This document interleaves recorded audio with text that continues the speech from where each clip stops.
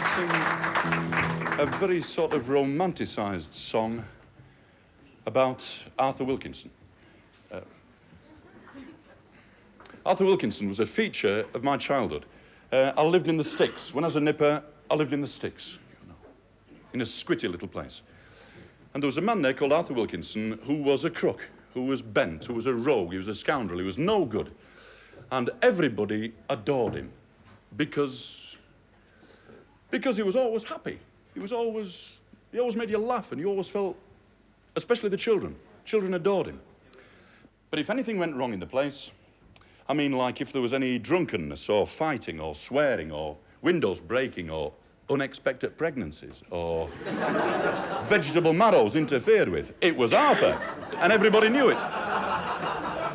In fact, Arthur made my father's life a lot easier because my father was the local policeman.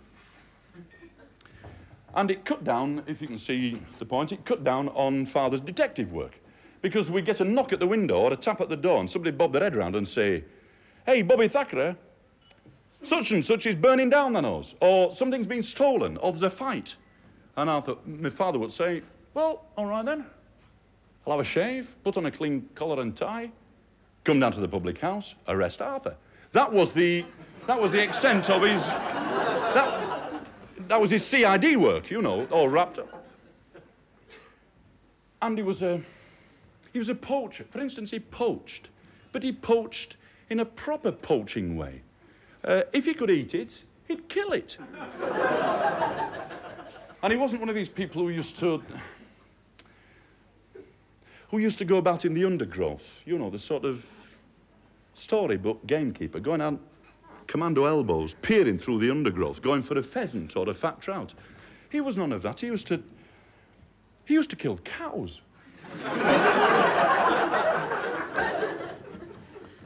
As I say, the song is, I make a meal of it in the song, and I paint him really for what he really wasn't, but I like to think he was.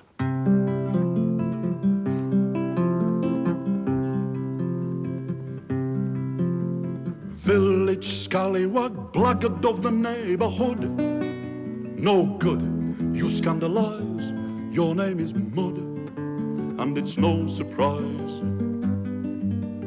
They say you nick their chickens and you fish their pools. Poor fools, if they but knew the half that you do, they'd be rather surprised. Though your muddy boots flap, though your breeches let the sunshine inside, Susan, the parson's eldest, seems to find them irresistible. She knows that if she gives you the eye, that in the by and by you'll come around after evensong on tippy-toe, tapping at her window when it gets dark.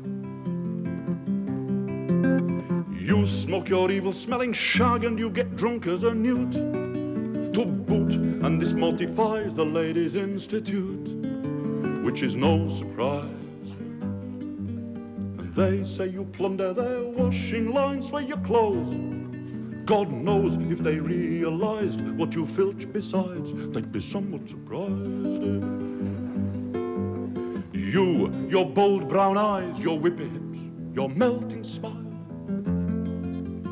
Winifred, the teacher at the school, is not as snooty as she'd like to make out.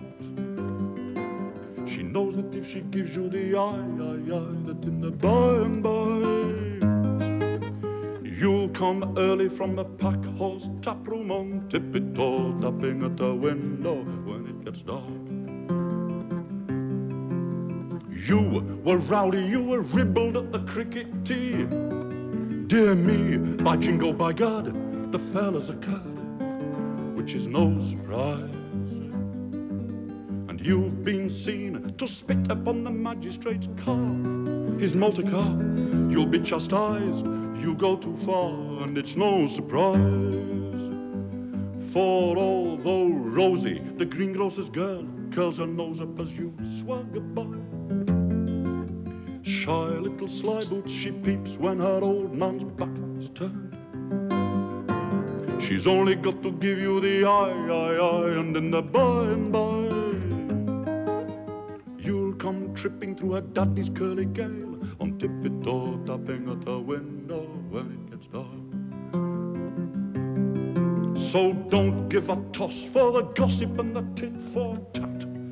Chit-chat, they're only upset that you're not dead yet, which is no surprise. And you can let them cock their snooks at you and poop, for as I surmise, they envy you, and it's no surprise. It's no wonder when you wash your back down by the riverside, even the local countess finds it hard to look away as you scrub. She's only got to give you the eye, and in the by and by, you'll pussyfoot through the squire's rhododendrons on tippy-toe tapping at her window when it gets dark, ever so dark. Scallywag.